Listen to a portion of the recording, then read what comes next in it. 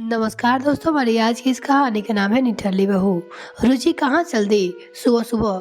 तुम्हें पता है ना, आज दीदी और जीजा जी आने वाले हैं।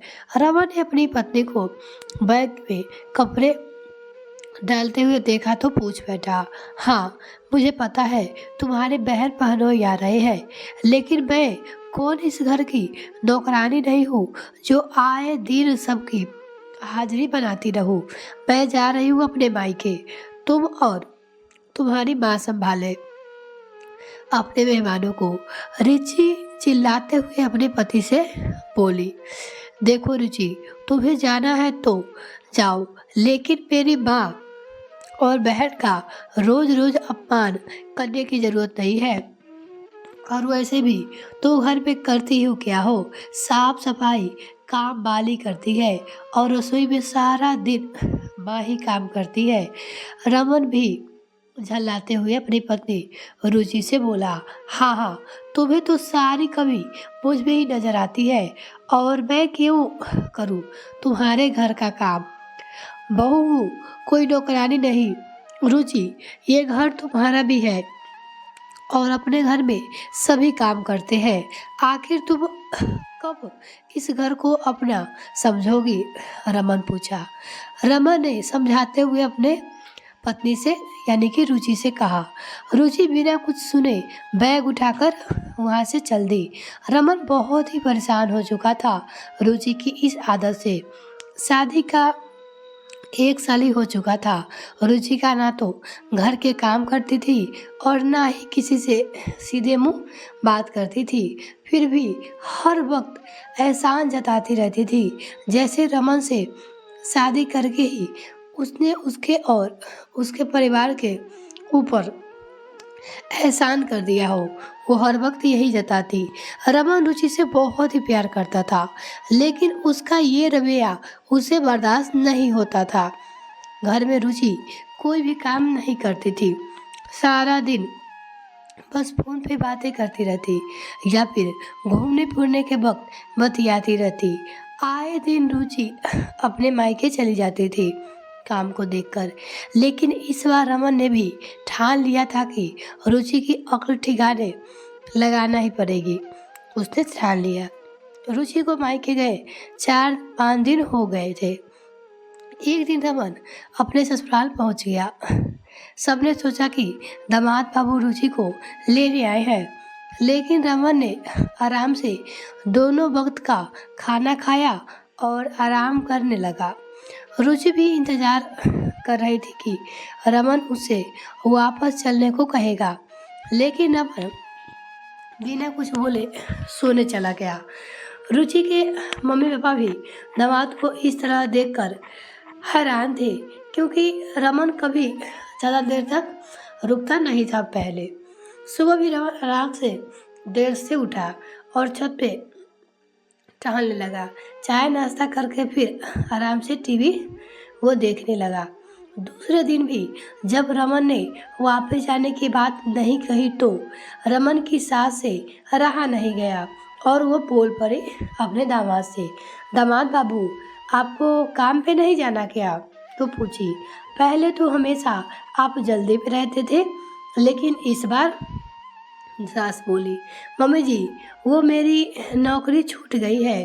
भाभी 2 महीने के लिए मामा जी के यहाँ पे चली गई है।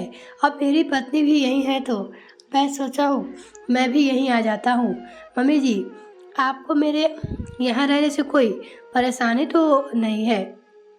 रमन बड़ी सहजता से अपने सास से बोला।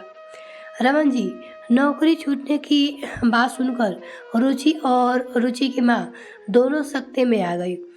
रुचि तो रोने लगी कि पहले ही रमन मेरे खर्चे पे कंजूसी करता था, तो अब तो वो मुझे बिल्कुल भी पैसे नहीं देगा।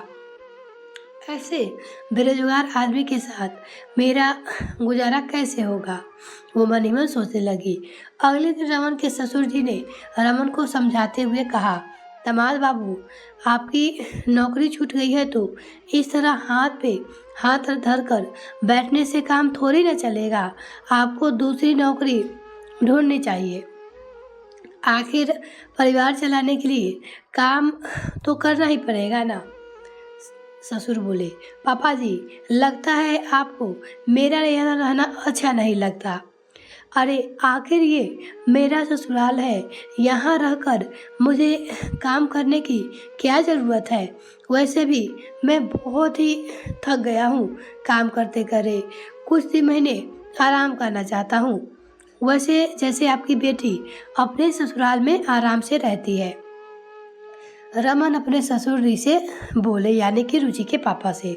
रमन की बात सुनकर रुचि के पिता बिभरते हुए बोले, दामाद बाबू, हमें पता नहीं था कि आप इतने कामचोर और निठल्ले हैं, नहीं तो हम अपनी बेटी का हाथ आपके हाथ में कभी नहीं देते।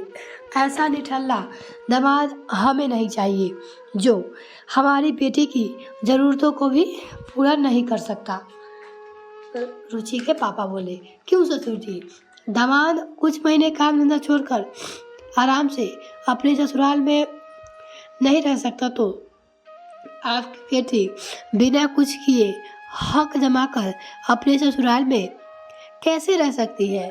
रमन अपने ससुर से कहता है, आपको निठल्ला दामाद नहीं चलेगा तो मेरे परिवार में निठल्ली बहू कैसे चलेगी। रमन बोला। रमन जी की बात सुनकर सारे घर वाले का एक दूसरे का मुंह ताकने लगा।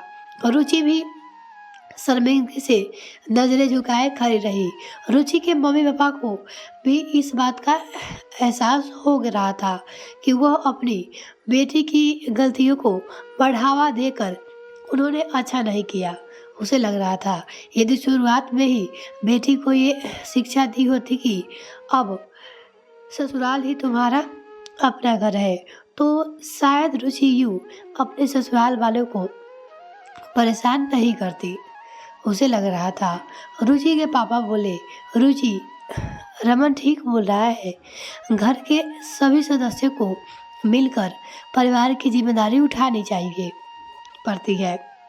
तुम अगर बैठे बैठे सिर्फ हक जमाती रहोगी तो कभी किसी के दिल में अपनी जगह नहीं बना पाओगी। घर तो औरतें ही संभालती है, और यदि तुम्हारी तरह रमन भी अपनी जिम्मेदारी से मुंह मोड़ लेगा तो तुम क्या करोगी। बैठकर तो एक बेटी भी नहीं खाती, फिर तुम तो इस घर की बहू हो। अभी रमन के साथ वापस अपने ससुराल जाओ। रमन के ससुर यानी कि रुचि के पिता बोले, और अपना फर्ज निभाओ। आखिर उन्होंने रमन और उसके परिवार से माफ़ी मांगी और रुचि को समझा बुझाकर उसके ससुराल वापस भेज दिया। रुचि की समझ में ही आ गया था कि बेटा हो या फिर बहू, गृहस्थी की गाड़ी चलाने के लिए अपनी अपनी जिम्मेदारी को उठाना बहुत ही ज़रूरी है, नहीं तो कहीं भी उसे इज्जत नहीं मिलेगी। ये कहानी आपको कैसी लगी कमेंट में लिखकर ज़रूर बताइएगा, और इस वीडियो से आपको क्या सीख मिली वो आप अपनी राय कमेंट में लिखकर ज़रूर बताइएगा। यदि आपने मेरे चैनल सब्सक्राइब नहीं किया तो प्लीज़ सब्सक्राइब कीजिए।